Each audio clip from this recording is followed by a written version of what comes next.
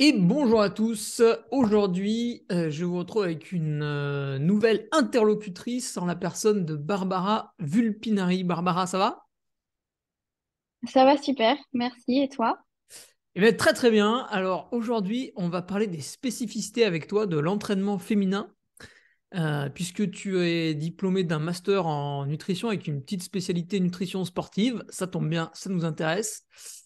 Fondatrice de Tela, ça tu pourras nous en parler un petit peu. Tu accompagnes des personnes pour guérir de l'aménorrhée, ça aussi tu pourras nous le présenter rapidement. Et puis, c'est intéressant parce que tu co-animes un podcast toi-même, donc je pense que tu vas être particulièrement à l'aise. Oh bah écoute, je ferai, je ferai au mieux. Est-ce que du coup tu peux nous présenter rapidement Tela? Oui, oui, complètement. Alors Théla, c'est l'accompagnement que j'ai créé pour aider les femmes à comprendre l'aménorrhée hypothalamique. Donc déjà, ce que c'est, pourquoi les cycles s'arrêtent, ce qui se passe et ce que disent les recherches sur voilà, qu'est-ce qui se passe en termes de métabolisme féminin aussi et d'endocrinologie. Et comment en guérir, même si c'est très personne dépendant aussi. Il y a énormément de facteurs qui jouent, mais voilà, c'est un accompagnement en gros que j'ai créé qui se fait sur une plateforme. Il y a environ bientôt 15 heures de vidéos dessus, de modules vidéo. Voilà, avec des modules plus sur le stress et puis beaucoup de modules sur la nutrition aussi et un nouveau module là qui est en train de sortir, surtout sur les comportements alimentaires. Et à côté des modules vidéo, il y a un groupe d'échange, donc dans lequel chacune est invitée à venir et à participer, même si c'est pas du tout obligatoire. Voilà, où on échange tranquillement entre femmes sur l'aménorrhée, sur les cycles menstruels, mais sur aussi d'autres sujets variés. Et on fait aussi des meets en visio ensemble sur différents sujets. Voilà. Et tu as créé ça parce que tu t'es rendu compte qu'il y avait un accompagnement qui laissait un petit peu à désirer dans la médecine. Il y avait un petit trou quoi, dans la médecine traditionnelle.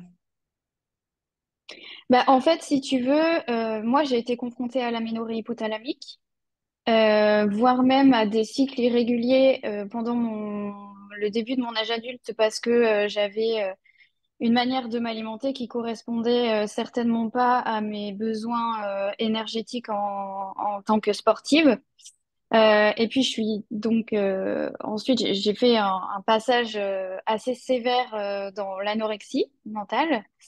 Et puis une fois que j'avais retrouvé un poids dit correct entre guillemets, ben, mes cycles ne revenaient pas et moi je comprenais pas trop pourquoi, étant donné que je me nourrissais bien, je faisais pas un volume d'entraînement, si tu veux, énorme à l'époque parce que j'étais vraiment en phase de rémission.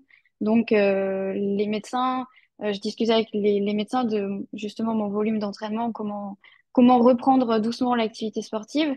Et je comprenais pas trop pourquoi je retrouvais pas mes cycles menstruels. Et c'est en me documentant moi-même, en faisant des recherches et en rencontrant aussi ma gynécologue qui était super à l'époque, que j'ai compris comment ça fonctionnait. Et effectivement, je me suis rendu compte que beaucoup de femmes y étaient confrontées. Et déjà, si tu veux, quand j'ai commencé à coacher en musculation, mes premières coachées avaient elles-mêmes des problèmes de cycle, avec l'une d'entre elles particulièrement qui aussi avait connu les désordres alimentaires, qui était sportive aussi et qui n'avait toujours pas retrouvé ses cycles menstruels. Et là, je me suis dit, ben, ok, mais qu'est-ce qui se passe? Et en cherchant qu'est-ce qui se passe, je me suis rendu compte que c'était dangereux, en fait, à long terme, pour la santé de la femme. Et c'est à ce moment-là où je me suis dit, waouh, il existe un énorme gap, en fait, entre ce que les recherches disent depuis des dizaines d'années et ce qu'on sait, ce que les femmes savent, ce que les sportives savent. Et voilà, et c'est un peu venu de là. Au fur et à mesure, j'ai commencé à en parler donc sur Instagram parce qu'à l'époque, c'était mon canal principal. J'avais pas une énorme communauté. Et je me suis un peu aussi passionnée pour ce sujet, pour l'ensemble aussi du fonctionnement du cycle menstruel, que ce soit dans la vie de la femme en général, mais aussi dans le côté sport santé ou performance. Voilà, et dans la suite logique, eh ben, j'ai créé Femmes et Sport Podcast, du coup, avec Manon, qui est kiné et actuellement doctorante aussi à ce sujet-là. Ok, alors là, tu nous dresses un tableau, on a l'impression que c'est absolument dramatique, mais justement, dans ce podcast, alors on va d'abord décrire un peu le problème, mais on va se poser la question, la femme sportive est souvent sujette aux aménorrhées, est-ce que c'est vraiment une fatalité? Est-ce qu'on ne peut pas quand même euh, éviter ce problème? On va voir ensemble. Est-ce que, du coup, pour vraiment commencer depuis le début, tu peux nous décrire, parce qu'on aura aussi des auditeurs masculins qui sans doute apprennent ce mot-là pour la première fois, nous décrire ce que c'est l'aménorrhée dont on parle depuis 5 minutes. Ouais, alors moi je parle spécifiquement d'aménorrhée hypothalamique, Ah oui, il y mais a je vais cette décrire un petit peu. spécificité. Oh, ouais, bien sûr. Parce que l'aménorrhée en tant que telle, c'est l'absence de cycle menstruel. C'est Hmm. l'absence, donc les règles s'arrêtent.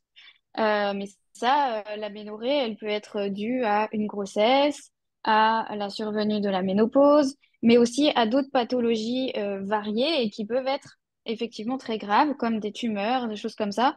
Donc c'est pour ça que c'est super important de consulter quand on a des changements dans son cycle menstruel ou un arrêt. On parle d'aménorrhée à partir de 3 mois d'absence de règles. Ah oui, quand même. L'aménorrhée hypo... Oui, Ah, ça fait la... déjà un certain temps, hein. oui, oui, 3 mois d'absence de règles, mais bon, euh, c'est... Oui, il y a beaucoup de femmes hein, qui l'expérimentent, malheureusement. Et donc l'aménorrhée hypothalamique, le diagnostic de l'aménorrhée hypothalamique se fait sur l'exclusion de toutes les autres pathologies. Et généralement, ce qu'on va rechercher dans l'historique de la femme, eh ben, c'est effectivement une relation soit perturbée à la nourriture, soit au sport, du stress. Voilà, et généralement, le tableau clinique tourne autour de ça.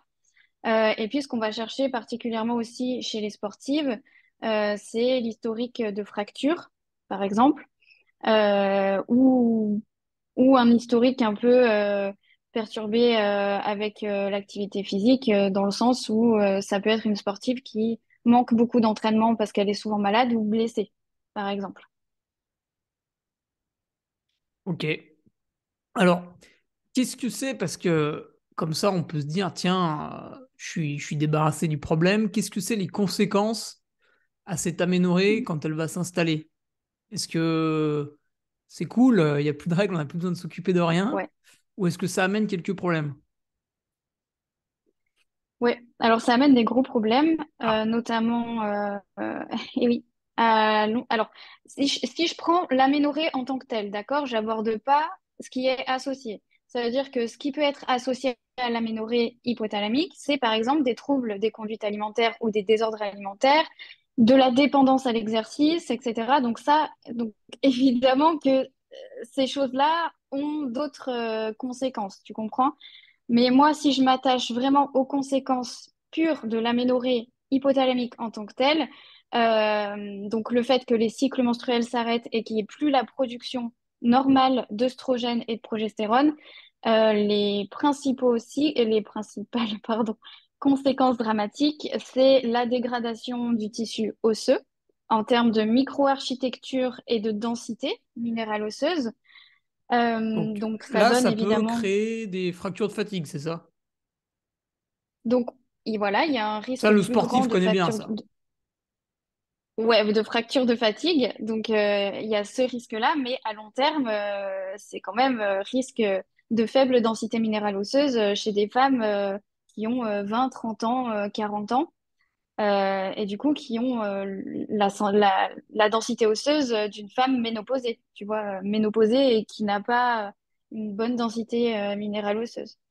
Donc, il y a cette conséquence-là qui est dramatique. Aujourd'hui, on a des données aussi dans le champ des maladies cardiovasculaires, parce qu'il faut savoir que particulièrement les œstrogènes, donc qui sont produits par les ovaires, enfin l'œstradiol particulièrement, qui est une classe des œstrogènes, a un impact sur la santé des vaisseaux sanguins, sur le fonctionnement des vaisseaux sanguins. Mais ça, c'est pas très bien encore investigué. En revanche, on sait que oui, les hormones, particulièrement l'œstradiol, a un impact sur la santé des vaisseaux sanguins. Et puis, il y a d'autres conséquences qu'on est en train d'explorer, on va dire, sur la santé des tissus mous, donc la santé musculo-squelettique. Les femmes qui ont effectivement, enfin, qui présentent un tableau de faible disponibilité énergétique avec une aménorrhée hypothalamique, on sait qu'elles sont plus à risque de blessures musculo-squelettiques, par exemple. Donc, ça entraîne beaucoup de conséquences. Après, selon les femmes, eh ben, ça dépend aussi combien de temps elles restent dans cet état endocrinien. Euh, mais voilà, majoritairement, en gros, les conséquences majeures, on va dire. Donc, il faut pas y aller. Donc, il ne faut pas y aller. Et même si on pense que c'est désagréable d'avoir ces règles et que et que c'est pénible, etc., les conséquences de l'aménorrhée, potentiellement à long terme, sont beaucoup plus dramatiques. Et puis, il y a d'autres choses aussi associées à ce tableau clinique-là, qui sont, par exemple, des sueurs nocturnes, qui sont des envies d'uriner fréquentes, qui sont une thermorégulation qui est complètement dérégulée, donc avec beaucoup de... Donc l'hiver, hein, majoritairement. Euh, L'hiver, c'est très compliqué parce que le froid interne est tel que c'est impossible de se réchauffer, par exemple. Donc, comparé à, oui, potentiellement, ben, des douleurs de règles, des pertes de sang, etc. Voilà, le ratio bénéfice-risque, en tout cas, penche en faveur de, s'il vous plaît, essayez de prendre soin de vos cycles menstruels réguliers, sachant que j'ajoute que ce n'est pas normal de subir des douleurs intenses pendant les règles. Ah, et du coup, le petit bonheur court terme de se dire, bah chouette, ça tombera pas le jour de ma course, je serai tranquille, c'est une erreur Mm, sur le long terme en fait. tout à fait. Ok, et est-ce que nos auditeurs masculins peuvent être touchés eux aussi avec ces perturbations hormonales, par exemple? Alors, pas de la même manière, hein, Oui, évidemment, bien mais sûr. Oui, oui, effectivement. Alors, ce qu'on observe chez les hommes, je vais peut-être remettre un petit peu le contexte. Donc, Hmm. l'aménorrhée hypothalamique, la cause principale, c'est une faible disponibilité en énergie. Ça veut dire qu'il y a un déséquilibre entre, entre les dépenses énergétiques et les apports énergétiques. Et du coup, le corps n'arrive plus à tout faire en même temps, c'est-à-dire à répondre à l'activité physique, aux activités quotidiennes et aux fonctions physiologiques de base. La fonction de reproduction rentre dans ces fonctions physiologiques de base et du coup, comme il n'a plus d'énergie disponible pour l'ensemble, on va dire, eh bien, il court-circuite certains processus, dont là, les cycles menstruels. Et chez les hommes, en fait, ben, ce ne sont pas les cycles menstruels qui vont être impactés, mais il va y avoir effectivement au niveau de l'axe de reproduction, au niveau endocrinien, donc hormonal, une diminution de la testostérone.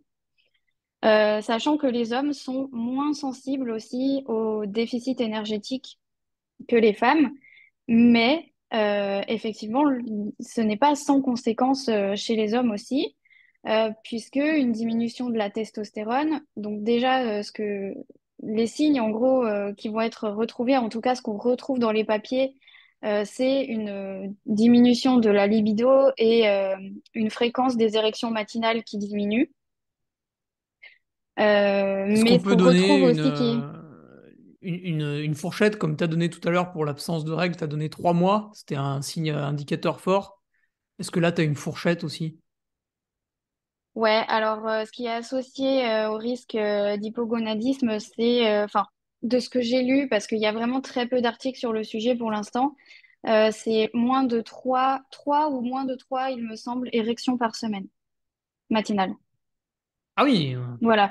Mais c'est vraiment à prendre comme un indicateur, sachant que chacun a aussi son propre vécu, tu vois, et sa propre référence. Donc, c'est des données sur questionnaire. Euh, je pense aussi que peut-être il y a certains hommes, tu vois, qui ont du mal à être dans la précision quand on leur demande ce genre de données parce que bah comme toute donnée mais même les femmes hein, comme toute donnée qui est intime et qui touche vraiment à la sexualité et même à l'intimité tu vois son rapport avec la nourriture et le sport, il peut y avoir vraiment une sous-représentation on va dire de ce qui se passe réellement en fait. Donc ne prenez pas ça comme un chiffre. Par contre, effectivement, si vous voyez que vous avez une libido qui change avec moins de libido, hein, tout simplement, moins d'érection matinale, oui, il faut se poser des questions. ok, ouais. On a donc l'indicateur pour les deux. Euh, du Alors coup, après, vas-y, vas-y, je juste, te coupais, ouais. je précise quand même que la diminution de la testostérone, c'est pas que la libido et l'érection.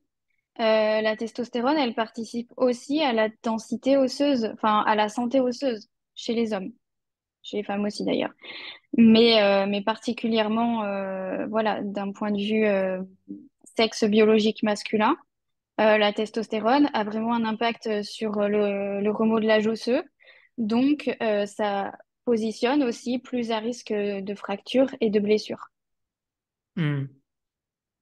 Et alors, du coup, une fois qu'on a compris que tout ce qui n'allait pas quand on tombait là-dedans, moi ou une femme ou voilà, n'importe quel athlète des deux sexes souhaite faire beaucoup de sport parce que c'est sa passion, parce qu'il le pratique à haut niveau, parce que du coup, voilà, il faut parfois passer des entraînements difficiles pour progresser, etc., etc. Donc une pratique qui est au-delà du sport santé. Comment on peut prévenir pour que justement on se dise bah attention, il faut pas que je bascule dans le trop. Comment on peut mettre des choses en place pour quelqu'un qui tout de suite quand il commencerait à pratiquer beaucoup, il aurait ce problème en tête. Déjà, s'interroger effectivement, tu l'as dit, mais je le redis, sur ces raisons de pratiquer de l'activité physique. Parce que on sait qu'une dépendance à l'exercice physique va potentiellement être associée à des désordres alimentaires ou des troubles des conduites alimentaires. Et là, on est sur la pente glissante, effectivement, d'une faible disponibilité en énergie et donc des conséquences qui sont associées. Après, un haut volume d'entraînement, ça ne veut pas dire que, qu'il va y avoir forcément des problèmes, dans le sens où ça dépend de comment tu gères ta récupération et comment tu gères évidemment ta nutrition. Donc, le but, ça va être d'adapter en fait ses apports énergétiques à son volume d'entraînement. Ne pas, alors je dirais aussi mon conseil principal, ça va être de ne pas s'entraîner sans arrêt à jeun, par exemple, Ah parce qu'on oui, non, sait mais oui, sans que arrêt, c'est pas, c'est excessif, ouais. voilà, vous le faire surtout quand ton volume d'entraînement augmente, tu vois. Donc remarque même si ton volume d'entraînement est normal entre guillemets, mais quand il augmente, essayez de faire encore plus attention à ça. L'entraînement à jeun, le faire vraiment de manière occasionnelle, on va dire, et même si il y a des courses longues qui sont prévues. Mais sinon, ça va être d'adapter sa nutrition. Et puis, pour les femmes, moi, ce que je conseille, c'est vraiment de euh, regarder un peu ce qui se passe au niveau du cycle menstruel. Parce que on sait que les femmes qui adaptent leur nutrition et leur volume d'entraînement correctement, donc graduellement, On va pas doubler d'un coup le volume d'entraînement, par exemple. Normalement, la fonction de reproduction, elle est censée s'adapter. Par contre, ce qu'on observe, si les apports énergétiques ne suivent pas, dans ce cas-là, eh bien, il y a des choses qui vont se passer autour de l'ovulation, par exemple, ou autour de la phase lutéale. Donc, pour expliquer un peu plus, parce que c'est un peu compliqué, le cycle menstruel, c'est deux phases majeures, la phase folliculaire et la phase lutéale, enfin, pour simplifier. Au milieu, il y a l'ovulation. OK? Donc, nous, ce qu'on veut, c'est qu'il y ait vraiment l'ovulation, parce que déjà, ça indique qu'il y a une production d'œstrogène qui est suffisante. Et ensuite, grâce à l'ovulation, la progestérone peut être produite, pardon, pendant la phase lutéale. Donc, nous, ce qu'on veut vraiment s'assurer, enfin, ce dont on veut s'assurer, c'est qu'il y ait une ovulation et production suffisante de progestérone. Et donc pour ça, bah, ce qui est intéressant chez les sportives qui ont un cycle menstruel naturel, c'est de vérifier qu'il y a une bonne ovulation, que l'ovulation est là et que la progestérone peut être produite. Et donc ça, de manière toute simple, ce qu'elles peuvent faire, c'est de vérifier leur température corporelle le matin avant de se lever sur l'ensemble du cycle. Et si elles observent une augmentation de leur température de 0,23 degrés sur un plateau, ça veut dire que il faut que la température reste élevée pendant la phase lutéale. Ça veut dire que la progestérone, il y a eu ovulation et il y a production de progestérone parce que la progestérone, elle va induire une augmentation de la température corporelle pendant la phase lutéale. Et donc, c'est vraiment cette chose que j'essaye euh, d'apprendre, j'essaye en tout cas de sensibiliser à ce sujet, c'est que c'est intéressant de voir comment fonctionne son cycle menstruel et de voir si ben, ces hormones sont bien produites pendant leur cycle, notamment quand elles ont des phases d'augmentation de volume d'entraînement ou des phases où elles sont un petit peu stressées, où elles voient qu'elles perfent moins, par exemple, tu vois, elles sont un peu fatiguées, peut-être elles récupèrent un petit peu moins bien. Et ben déjà s'assurer qu'il y a ovulation et il y a la production de progestérone qui sont là. Après, si elles observent donc par exemple que leur cycle se raccourcit, donc un cycle, c'est premier jour du cycle, c'est le premier jour des règles. Dernier jour du cycle, c'est le dernier jour où il n'y a pas de règles. Donc c'est la veille en gros des menstruations suivantes. Ça, c'est un cycle. Si elles voient que leur cycle se raccourcit ou s'allonge, et ce, de manière répétitive sur quelques mois, là, il faut commencer à se poser des questions. Parce que ça veut potentiellement dire qu'effectivement, il n'y a plus de progestérone suffisante qui est produite. Et c'est ce qu'on appelle donc des déficiences de la phase lutéale. Ça veut dire que la progestérone, elle est plus suffisamment produite. Sauf que c'est pareil, la progestérone, elle a un impact sur la santé de la femme, sur les tissus, etc. Donc c'est important que toutes les composantes du cycle menstruel soient prises en considération. Et Oui, du puis, coup, bah, pardon. pour les hommes, oui, non, non, dis-moi. Du coup, je voulais juste réagir quand tu parlais de la température. En fait, tu peux tenir un petit carnet. Je sais que par exemple, pour le poids, ça sert à rien de se Hmm. peser une fois de temps en temps parce qu'il y a tellement de fluctuations que tu vas tomber sur une fluctuation.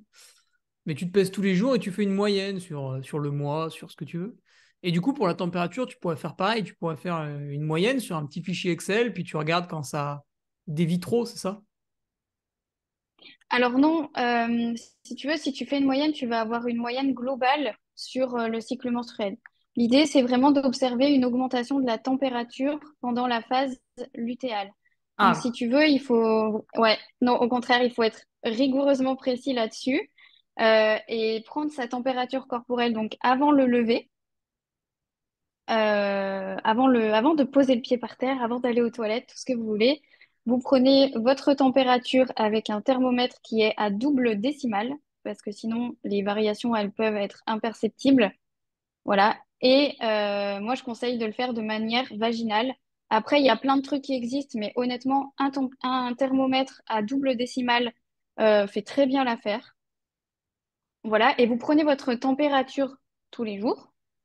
Et du coup, en fait, tu vas voir, ça va faire une courbe. Et sur la courbe, vous allez voir que il va y avoir une augmentation à partir de l'ovulation, en fait, avec un plateau de température qui va rester haute pendant plusieurs jours. Et ensuite, il va y avoir une décroissance de la température à nouveau avec la chute hormonale avant l'arrivée des règles. Est-ce que je suis plus claire? Oui, oui, et c'est du coup, si tu respectes pas bien cette courbe, que tu peux te dire, là, il y a le début d'un problème. Si on voit que la température, effectivement, ne s'élève pas, ça peut potentiellement indiquer qu'il n'y a pas d'ovulation, oui. Ok, ça fait un bon indicateur, ça. Ouais, très bon indicateur. Et du coup, bah, je rajoute, au cas où il y en a qui sont intéressés pour mieux comprendre ça, on a fait un épisode spécifique avec Manon qui s'appelle Traquer ses cycles. Et c'est un épisode très chill, ne vous inquiétez pas, mais on aborde un petit peu bah, comment on comprend son cycle menstruel, qu'est-ce qu'il faut noter, qu'est-ce qui est scientifiquement valide aussi, dans tout ce qui est fenêtre de fertilité, etc. Et ça peut, voilà, vous permettre de mieux comprendre ça. Et on a un petit post aussi sur notre Instagram pour traquer ces cycles de manière simple. Voilà. Ok, ouais. Sur votre podcast, eh bien, merci ouais, pour cette belle présentation là, pour l'analyse. Et du coup, on a envie de se dire là, durant tout ce cycle, donc il y a certains hauts, il y a certains bas. Est-ce qu'on ne peut pas en déduire que du coup, l'athlète féminine aura une manière différente de s'entraîner par rapport à l'athlète masculin?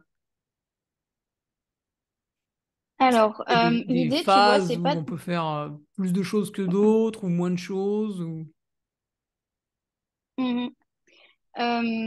L'idée, c'est pas de se dire que les femmes sont comme les hommes et du coup, il y a rien à voir. Voilà. Et l'idée, c'est pas non plus d'aller dans je m'entraîne comme ça parce que je suis dans telle phase. Effectivement, les hormones, elles vont varier au cours du cycle menstruel et ça va avoir un impact sur la physiologie féminine. Mais aujourd'hui, les recherches scientifiques, en tout cas les données dont on dispose, ne suggèrent pas qu'il y a un impact significatif, d'accord, des variations hormonales sur les performances en tant que telles. Mais ça ne veut pas dire qu'on doit s'entraîner comme des hommes. Et en même temps, on n'est pas des robots sous hormones. Donc, ce que j'essaye de dire, c'est que en regard des recherches, voilà ce que je te disais, il n'y a pas d'impact visiblement qui est significatif sur les performances, quelle que soit la phase.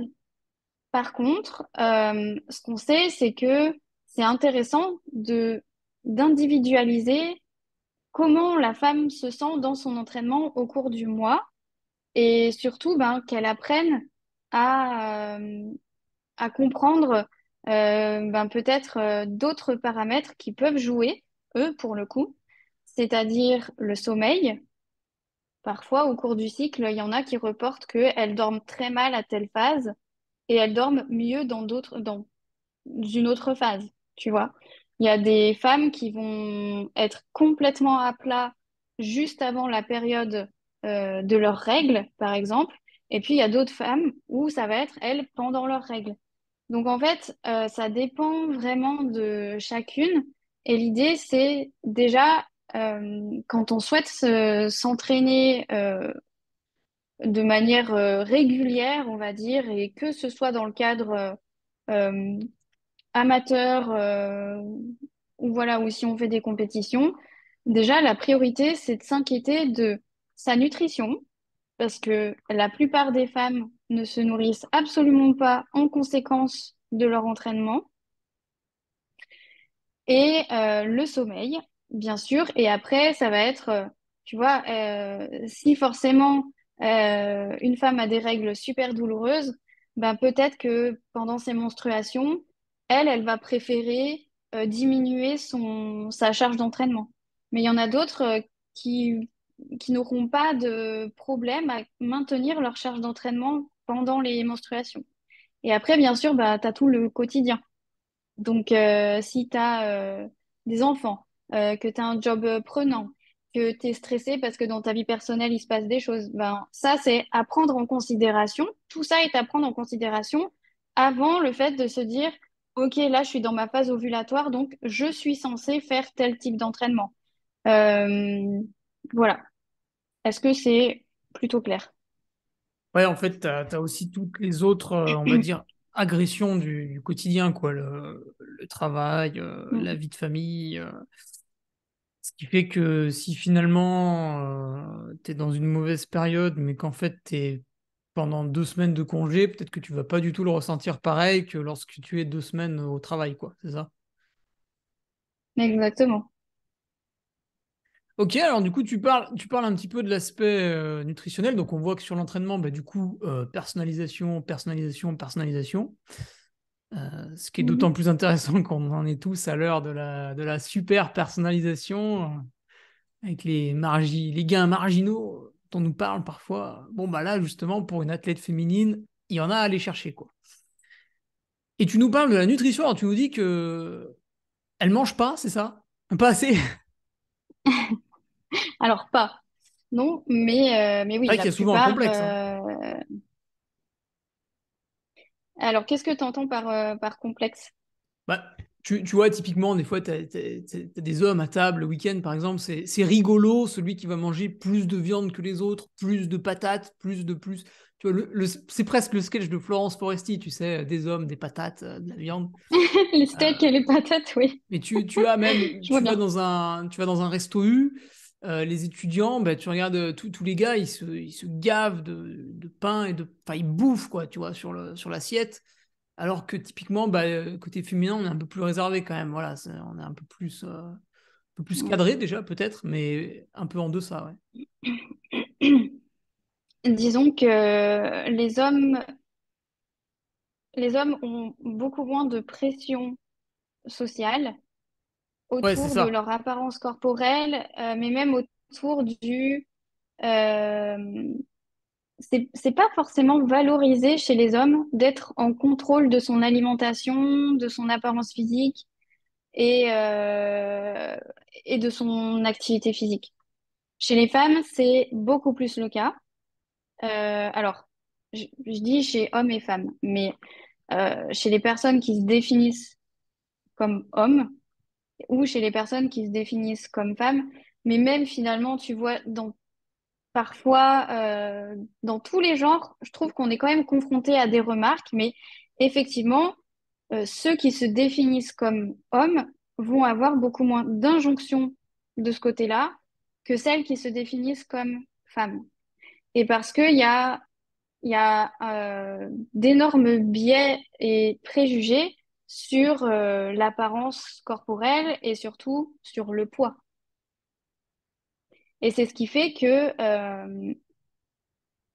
honnêtement, la plupart des femmes ont peur de manger. Hmm. Enfin, la plupart. En tout cas, une bonne proportion des sportives que je rencontre, il y a forcément un biais parce que je suis confrontée à ce genre de population. Mais de ce qu'on voit aussi quand même dans les données de la population générale, il y a beaucoup de préjugés autour du poids, sur le fait qu'on peut contrôler notre poids, qui sont là, oui. Donc effectivement, quand en plus on augmente son activité physique ou qu'on s'investit dans des activités, il n'y a pas forcément d'ajustement, en tout cas au niveau nutritionnel, apport énergétique. Hmm. Et ça peut même être dangereux, tu vois, parce que euh, c'est aussi fréquent que certaines femmes, justement, soit s'engagent dans une nouvelle activité physique, soit, comme tu le disais tout à l'heure, ben, il y a une période qui est propice à une augmentation du volume d'entraînement. Et c'est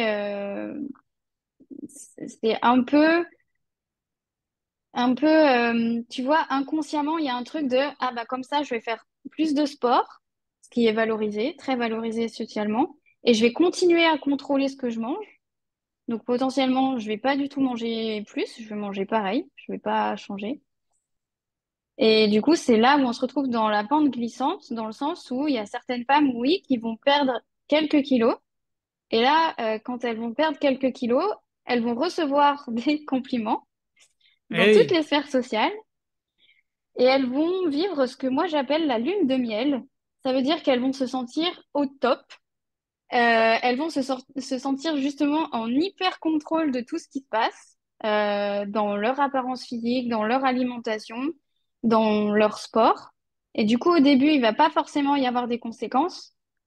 Par contre, effectivement, ça peut être une voie directe au développement des désordres alimentaires, des troubles des conduites alimentaires, d'une dépendance aussi à l'activité physique.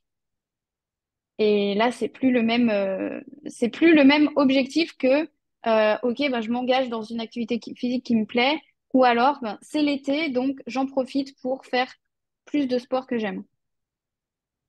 Ah ouais, t'as une dépense calorique qui augmente et dans les intrants, bah pas de différence. Du coup, mathématiquement, il y a un trou, quoi. Et si en plus, Mhm. derrière, on te complimente, toi, tu étais en train de faire une erreur qui allait peut-être être épisodique, et vu qu'on t'a complimenté, hop, tu répètes et tu répètes et tu répètes l'erreur, et c'est là où le problème de long terme va arriver, Ouais, quoi. exactement. Et puis, tu disais, il y a un creux, donc oui, un déficit qui se crée. Effectivement, il est là, le déficit énergétique. Mais après, c'est une restriction cognitive qui va apparaître aussi. Et la restriction cognitive, c'est vraiment le fait de vouloir contrôler son poids et sa nourriture. Enfin, vouloir contrôler son poids, son apparence, et du coup, contrôler et planifier toute sa nourriture pour que tout reste en contrôle, pour que le poids ne soit continue à la baisse, soit il soit maintenu. Et ces restrictions cognitives, petit à petit, si elles s'installent, c'est là où on va au devant de problèmes alimentaires qui vont être potentiellement beaucoup plus profonds et beaucoup plus dramatiques. Oui, parce qu'après, tu baisses les calories et c'est sans fin, en fait. Tu rebaisses et tu finis à manger 3 pommes par jour et puis tu maigris plus, quoi. Ouais, alors dans l'idée, oui, c'est ça, mais ça peut être vraiment très chronicisé. Tu vois, c'est pas 3 pommes par jour, ça peut être je compense, je ne peux pas m'empêcher de compenser des plus gros repas, par exemple. Je ne peux pas m'empêcher de faire une séance de sport parce que je sais que sinon je ne peux pas manger normalement. Donc c'est l'idée de la nourriture récompense, tu vois. C'est le fait de planifier les sorties, manger moins pour planifier des sorties au restaurant ou des sorties sociales, par exemple. Donc, du coup, ça se voit pas forcément. Et effectivement, il y a plein de choses comme ça qui s'installent et qui fait que la personne, donc là, je parle pour les hommes comme pour les femmes, hein. Mais tu vois, il y a plein de choses du coup qui s'installent et qui peuvent se chroniciser et ça peut ne pas être perceptible, en tout cas aux yeux de tout le monde, quoi, parce que on peut très bien développer des désordres alimentaires, des troubles des conduites alimentaires sans être en sous-poids, justement. Et d'ailleurs, je reviens sur une faible disponibilité en énergie, que ce soit chez les hommes ou chez les femmes. Euh, il n'y a pas justement que des sous-poids, sous-poids entre guillemets, hein, des personnes qui paraissent vraiment minces et maigres. Ça se développe aussi à un poids entre guillemets dit normal, voire moi il m'est arrivé de rencontrer des femmes qui présentaient un IMC.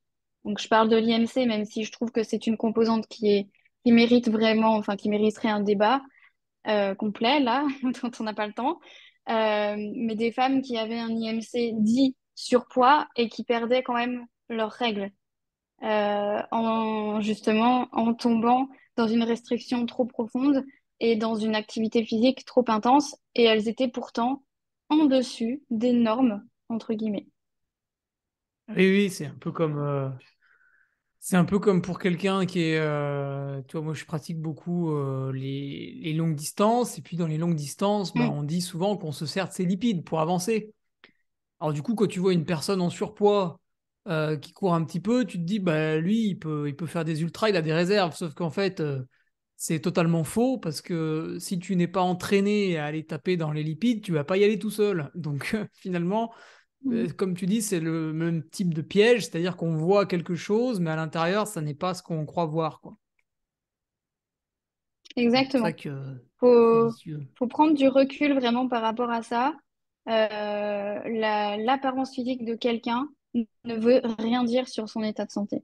Ah ouais, voilà, bah, tu vois, c'est une excellente conclusion. Mais alors, du coup, de ce que tu peux observer, puisque bah, c'est vrai que viennent te voir uniquement celles qui ont des problèmes, de ce que tu peux observer, qu'est-ce qui manque dans l'assiette? Est-ce qu'il manque de tout? Est-ce qu'il manque des lipides? Est-ce qu'il manque Mm. des glucides? Est-ce qu'il manque des légumes? Est-ce qu'il manque...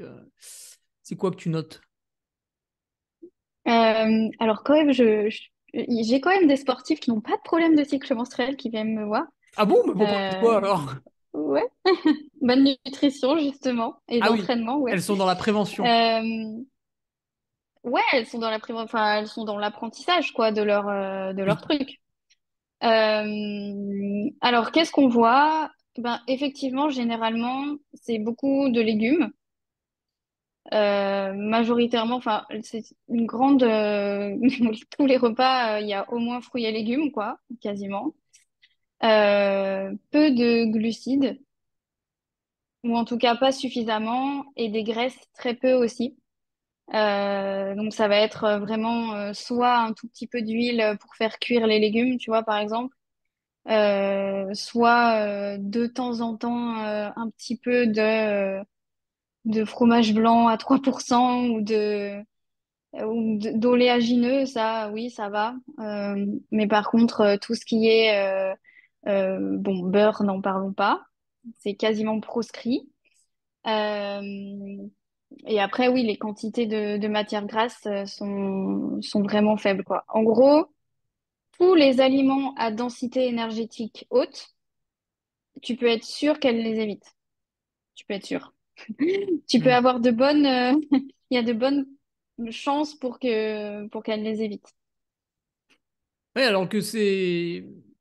Tu vois, je crois que c'était hier où j'écoutais un podcast de Bertrand Soulier, la Sport, Santé et Nutrition, où il interviewait une Oui. dame qui fait du cyclisme longue distance. Et en fait, elle avait le Mmh. propos tout à fait inverse. Elle cherchait des choses avec une extrême densité calorique parce que Oui, bah, il fallait qu'elle les trimballe, quoi. Donc, à un moment donné, la et calorie, oui, il fallait qu'elle arrive. et oui, effectivement. Ah bah sur les longues distances, c'est tout le challenge. C'est déjà pouvoir transporter, transporter ses snacks, enfin ses collations, quoi. Et effectivement, c'est avoir une diversité de snacks possibles sur un long terme, quoi. Hmm. Et qui soit très dense énergétiquement. Là, c'est sûr que tu vas pas transporter ton poivron, quoi. Oui. Et oui, oui. Si tu fais un Ironman, oui, oui, le poivron, tu vas éviter de le transporter, oui, en effet.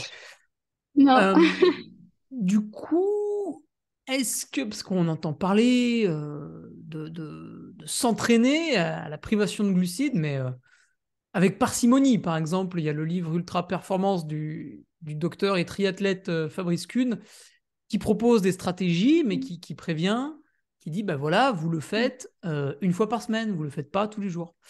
Ouais. Euh, Est-ce que dans le cas de la femme sportive, on peut quand même s'adonner à ce type de stratégie où vraiment il va falloir faire encore plus attention? Alors, il faut faire attention, c'est clair, au ressenti, au fait, bah, comme je te disais tout à l'heure, regarder comment évoluent les cycles, la récupération et tout ça. Mais oui, effectivement, quand on part sur des projets de longue distance, donc là, Récemment, par exemple, j'ai accompagné une femme qui voulait faire un swimrun. Donc c'était, je sais plus combien c'était de kilomètres, mais un truc, en gros, une course de 15 heures, je crois, quelque chose comme ça au moins. Ah, c'est très long, oui. Effectivement, ouais, non, non, mais effectivement, bien sûr que sur ce type de projet, il va falloir habituer le corps à utiliser les réserves énergétiques, qu'elles proviennent des acides gras comme des glucides, enfin du glycogène. Donc oui, c'est possible. Cependant, comme dit ce très cher monsieur, il faut que ce soit occasionnel et puis ça dépend sur quelle séance tu les fais aussi, tu vois. Je suis pas sûre, par exemple, que sur des séances ultra intenses, comme des fractionnés ou quoi, ce soit le mieux. Et après, ça dépend, après, ça dépend aussi de l'entraînement, enfin, tu vois, de la planification d'entraînement. Ça dépend aussi de la planification de ton entraînement, à quel moment dans ta journée il est fait, comment tu peux t'organiser aussi, tu vois. Donc, il y a plein de paramètres à prendre en considération. Mais effectivement, que ce soit des entraînements occasionnels à jeun ou quelques fois où tu es en faible disponibilité glucidique, on va dire, effectivement, quand on est sur ce genre de projet, bah oui, c'est une nécessité de s'y préparer. Par contre, c'est aussi une grosse nécessité de préparer justement son système digestif à recevoir des collations, etc., tout au long de la course. Parce que Ouais, le non, non, système mais digestif s'entraîne. Donc, s'entraîner à manger pendant l'effort pour y arriver le jour J. oui, et avant l'effort aussi. Parce que effectivement, je rencontre beaucoup de sportifs et sportives qui me disent, ah non, mais moi, je peux pas manger avant d'aller courir. Et j'ai toujours fonctionné comme ça. Et je comprends, tu vois. Mais c'est juste on leur a jamais appris voilà, prendre des repas, des collations, des choses qui sont adaptées juste avant. Hmm. Et puisque pendant que tu es dans ton effort, à un moment donné, tu vas faire un gros ravitaillement et il faut bien continuer à avancer, quoi. Tout à fait. Et donc, avant de changer de question, tu sais, j'avais ça en tête tout à l'heure, j'ai pas pensé à le dire. En fait, pour la différence de conscience entre les hommes et les femmes, tu vois, le fait de manger, que pour les hommes, bon, ils peuvent manger tout ce Mm. qu'ils veulent, on leur fera jamais de réflexion. Quand tu es dans le cursus scolaire normal, on te parle un tout petit peu de nutrition, mais enfin, c'est très très vague. Et tu vois passer un tableau où c'est marqué les femmes, c'est 1800 kilocalories par jour et les hommes, c'est 2300. Donc déjà là, tu as la différence, tu vois. Tu dois être en sixième ou en cinquième, je crois, un truc comme ça. Ah, je me rappelle pas de ça. Oui, non, mais c'est hyper problématique hein, de calquer les besoins selon qui. Mais du coup, tu vois, t'es jeune Voilà. ado, puis voilà, c'est dans ta tête, un homme mange plus qu'une Ouais. femme, point barre, quoi. Du Mm, coup, si tu vois forcément à midi une fille, mais tu le sais pas qu'elle est sportive, c'est pas marqué sur son front, qui mange une très très mm, grosse assiette de ribs, toi, en fait, tout de suite, tu vas dire, oh là là, celle-là, elle se gave, quoi. Alors qu'en fait, pas du tout, mm. elle est juste en train de combler un déficit. Ouais, tout à fait. Et puis même, tu vois, qu'elle soit plus ou moins sportive, tout le monde a le droit de manger son assiette de riz tranquillement parce que il ou elle a faim, euh, sans avoir de remarques ni sur son assiette, ni sur son apparence physique ou quoi que ce soit. D'ailleurs, Oui, c'est vrai moi, aussi, bien sûr. Ouais. je suis pour la neutralité alimentaire et corporelle, qu'on laisse tout le monde tranquille avec son assiette, manger tranquillement avec ses propres signaux, sa propre régulation énergétique et tout le monde s'en portera beaucoup mieux. Oui, mais c'est vrai qu'en plus, tu as des aliments que tu réagis pas forcément pareil à tous les aliments suivant les personnes. Et bah, tu vois, moi, par exemple, je réagissais très très bien aux glucides et avec le temps, bah, de moins en moins. Donc, tu vois, ça se Oui, réoriente un petit peu. Et du coup, c'est vrai que des fois, tu peux me voir manger des choses très grasses, mais c'est fait exprès. oui, voilà. Donc chacun aussi a ses préférences. Puis l'alimentation, tu vois, on a tendance à penser que c'est que des nutriments, des vitamines, des Ouais, le minéraux. tableau. C'est pas que ça. Voilà. c'est pas que ça, l'alimentation, c'est aussi du partage social, c'est aussi des envies. C'est naturel, on a des mécanismes spécifiques à l'envie de manger, au fait d'avoir certains autres besoins dans les prises alimentaires que grammer chaque truc. Ça, c'est une alimentation qui n'est pas réaliste sur le long terme. Hmm. Alors, c'est bien de se faire une idée des fois pour voir un quart d'assiette, ce que ça représente, une demi-assiette, ce que ça représente, puis comme ça tu peux regarder un petit peu, mais sans se dire, ah tiens, là j'ai fait 62 grammes, ce soir je compenserai en faisant 58 grammes de riz. C'est ça. Mais malheureusement, tu sais que bah, pour certaines personnes, c'est très très compliqué ça, par Ah oui, mais exemple. je veux bien De le se dire, comprendre, hein, ça. ouais, tu vois, je fais à l'œil ou quoi, il y a énormément de personnes pour lesquelles c'est impossible parfois. Hmm. Alors j'avais une dernière question, Barbara, puis après tu me diras si tu as des petits. Ah non, deux dernières questions, des petits rajouts. On va prendre un cas un peu d'exemple. Par exemple, les cyclistes professionnels, alors eux, ils sont Ah jusqu'au oui, boutiste. Bon, ils sont pas suivis comme toi et moi, hein. Attention, ils ont quelqu'un au oui, téléphone tous bien les sûr. jours pour leur dire quoi faire, que ce soit sur l'entraînement ou la nutrition d'ailleurs. Pas pour ceux qui sont vraiment au top du professionnalisme. Et du coup, c'est vrai que donc, je discutais l'autre fois avec un cycliste pro et il me disait qu'en fait, pour le Tour de France, bah, s'ils suivent exactement ce que dit leur diététicien qui travaille avec leur entraîneur, donc les deux calibrent un peu tout, puis vu que le gars, son boulot, c'est que quand il n'est pas sur le vélo, il est allongé sur son canapé, ils arrivent facilement à passer sous les 6% de masse grasse pour réaliser le Tour de France. Voilà. C'est mathématique, il me dit, voilà, on fait ce qu'il nous dit, paf, ça marche. L'an passé, on a vu le Tour de France féminin. Et donc ça durait une semaine. Cette année, je crois que ça va durer 10 jours, du coup, parce qu'il y a eu une très bonne audience, les gens ont apprécié. C'est vrai que moi qui adore le Tour de France, bah, quand tu me rajoutes 7 jours avec les concurrentes féminines, bah, je suis tout content, la fête continue encore plus.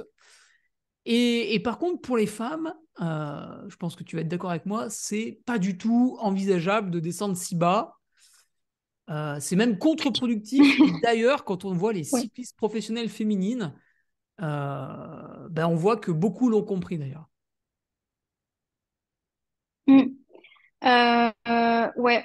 En fait, oui, effectivement. Donc, les femmes ont besoin de plus de masse grasse que les hommes, ça c'est sûr, pour bien fonctionner. Après, alors, ce qui se passe dans les sports de compétition un peu comme ça, où le rapport poids-puissance est important, effectivement, ça va être toute une optimisation dans le sens où il va pas falloir descendre trop bas en disponibilité en énergie parce que si elle commence à développer des symptômes du REDS, par exemple, avec voilà, le cycle menstruel qui se perturbe et ou d'autres hormones, hein, parce qu'il n'y a pas que le cycle menstruel qui se perturbe. Il y a aussi les, on sait que les performances, par exemple, neuromusculaires sont moins bonnes, qu'elles réagissent moins bien aux adaptations à l'entraînement. Donc, c'est surtout ça qui va les intéresser, elles, dans le cadre des compétitions, on va dire, mais bien sûr dans le cadre de leur santé globale. Euh, donc, du coup, ça va être vraiment un truc d'optimisation où faut pas descendre trop bas en termes de disponibilité en énergie. Et en même temps, ben oui, je comprends elles vont avoir ce travail-là à faire de quel est le poids auquel je me sens la plus puissante, en fait, la plus performante. Mais du coup, le truc tricky, on va dire, mais tu l'as très bien dit, elles ont peut-être compris justement ben, que leur poids n'était pas égal, enfin un poids faible, donc très sec, n'était pas égal à une bonne performance, une bonne puissance sur le vélo, pour le coup. Mm. Mais effectivement, une femme qui descend à 5% de masse grasse, même les compétitrices en bodybuilding ne descendent pas à 5% de masse grasse. 5% de masse grasse, une femme, elle est dans un lit d'hôpital, quoi. Oui, alors Voire, c'est. à vrai dire, je ne sais pas, mais en tout cas, elle n'est pas sur un vélo en train de faire le Tour de France. Ouais. Oui, parce que justement, bah, tu parles du rapport poids-puissance, on s'intéresse au poids, mais si la Oui, puissance, elle chute, t'as beau avoir un poids faible, ça avancera pas.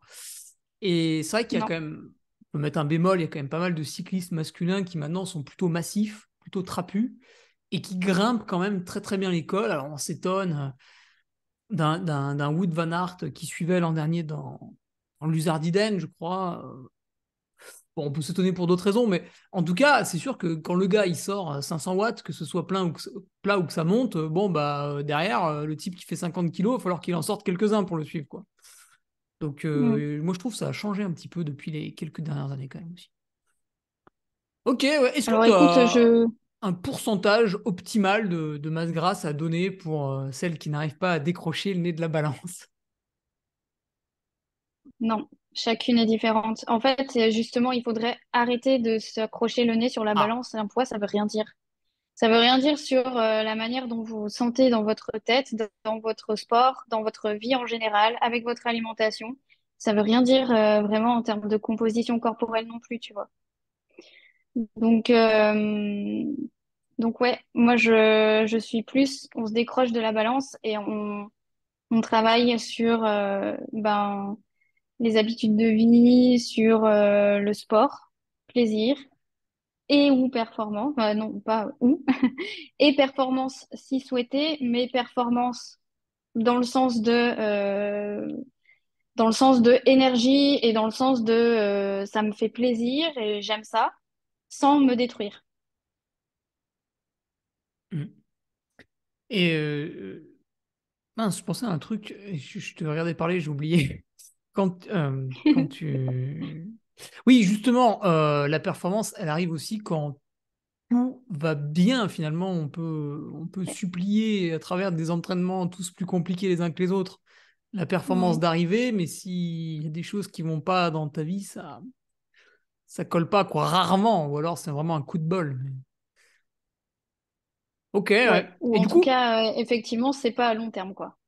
hmm, dans un monde là de plus en plus où tout devient égal, tu vois, si l'homme travaille 35,25 heures par semaine, il faut absolument que la femme travaille 35,25 heures par semaine, etc., etc. Est-ce que est-ce que c'est bien? Alors, tu l'auras compris, moi j'aime bien qu'on conserve les différences. Est-ce que tu l'auras compris les compétitions, les sports qui sont mixtes, mais dans les sports qui sont pas mixtes, on s'amuse toujours à comparer, je sais pas, moi, sur le 100 mètres, le meilleur temps homme et le meilleur temps femme. Finalement, ça n'a aucun sens puisque ou en ultra trail, tu vois, c'est le sport que je pratique. En ce moment, on a Ouais. Courtney Addis-Walter, c'est vrai que bon, bah, souvent elle finit plutôt dans les premiers. Et du coup, on la compare, tu vois, est-ce qu'elle est meilleure que les hommes, est-ce qu'elle est moins forte que les hommes? Il faut se sortir de ça. Bon, alors déjà, je suis désolée de vous décevoir, mais les femmes ne rattraperont jamais les hommes en longue distance. On sait que les hommes garderont une meilleure VO2 max parce que c'est comme ça d'un point de vue physiologique. C'est Guillaume Millet, par exemple, qui fait des recherches très Ah intéressantes bah, à ce sujet. je l'ai eu la Bah semaine oui. dernière, Barbara, donc Ah tu bah, il cites t'en la a bonne parlé, je personne suppose. là, hein. Bah évidemment, son dernier papier, est-ce que je pense qu'il t'en a parlé de Ouais. son dernier papier sur ouais, voilà. Donc désolée de vous décevoir à ce niveau-là. Mais donc non, on peut pas comparer ce qui n'est pas comparable. Néanmoins, je pense que là où en fait, je pense que euh, juste c'est difficile de faire des généralités aussi. Il y a tellement de facteurs qui interviennent dans la performance, autres que la physiologie. Que faire des généralités, c'est compliqué. Et voilà, donc non, on peut pas dire que tout le monde est égal. Enfin, je veux dire, si on part du principe qu'on compare, tu vois, les personnes nées de sexe masculin et les personnes nées de sexe féminin aussi, parce qu'après, voilà, il y a aussi tout le contexte. D'aujourd'hui qui fait que les compétitions, le genre dans les compétitions est abordé différemment. Et c'est génial parce qu'il faut que tout le monde trouve sa place dans le sport, que ce soit dans le sport amateur ou de compétition. Mais voilà, en tout cas, c'est sûr qu'il y a quand même des spécificités d'un point de vue physiologique hein, chez les personnes qui sont nées de sexe féminin et de sexe masculin, plus tous les autres facteurs qui influencent la performance. Je ne sais pas si j'ai été très claire parce que il y aurait beaucoup de choses à dire sur le sujet, mais je pense que dans mon temps imparti, Ouais, ouais tu vois, en fait, ce que tu dis, c'est intéressant. Je pensais aussi, j'ai regardé les championnats du monde de trail il y a pas beaucoup de temps et il y a eu une épreuve, c'est la course en montagne, donc c'est un format qui dure à peu près 1 heure. Et en fait, cette année, ils ont fait le... Non, c'était la verticale. Donc tu montes pendant 7 kilomètres et puis tu réalises 1000 mètres de dénivelé. Et une fois que la course homme a eu lieu, eh ben, en fait, on a fait la course femme sur le même parcours. Et finalement, bah, les chronos, ils étaient un peu en deçà, mais c'était pas délirant. Du coup, on pouvait vraiment mettre les deux genres mm, sur le même parcours. Donc, c'était assez agréable à voir, du coup. mm. Là, c'est intéressant. Mais écoute, Barbara, moi j'ai bien compris un peu tout l'aspect du problème. Peut-être pour finir, tu pourrais finir sur une note joyeuse, parce que j'imagine qu'il y a des sportifs qui vont nous écouter et qui ont ce problème depuis très longtemps et qui n'arrivent pas à Mm, s'en sortir. Et c'est peut-être pour ça qu'elles sont tombées sur mm. le podcast. Est-ce que tu peux nous parler de celles qui s'en sortent? Oui, bien sûr. C'est pas une fatalité d'avoir des troubles du cycle, d'avoir une période d'aménorrhée hypothalamique. Il faut se faire aider. Si vous avez des questions, ben, je réponds très gentiment quand on me demande gentiment des informations. On met plein de ressources à disposition aussi avec Manon dans le podcast. Je partage aussi pas mal de choses gratuitement sur mon compte. Mais voilà, ce que j'ai envie de leur dire, c'est que c'est pas du tout une fatalité. L'aménorrhée hypothalamique, c'est réversible. Que, ok, pendant quelques mois, ça peut être peut-être difficile, euh, mais que, mais que voilà, elles perdront pas leur identité, elles vont pas devenir quelqu'un d'autre. Par contre, elles vont certainement retrouver de la joie de vivre, beaucoup moins de fatigue, beaucoup plus de plaisir dans leur performance, beaucoup moins de risques de blessures aussi, peut-être moins d'entraînement manqué. Et je dirais une grosse composante aussi qui intervient là-dedans, c'est la, s'éloigner justement de ce que je te disais tout à l'heure, du poids, de leur apparence corporelle.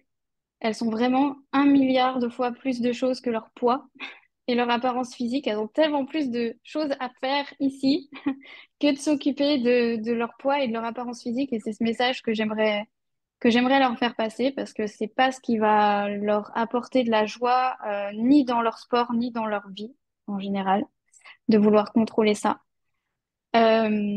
Et voilà, et pour les messieurs aussi, c'est pas une fatalité non plus de traverser une période un peu plus difficile à ce niveau-là.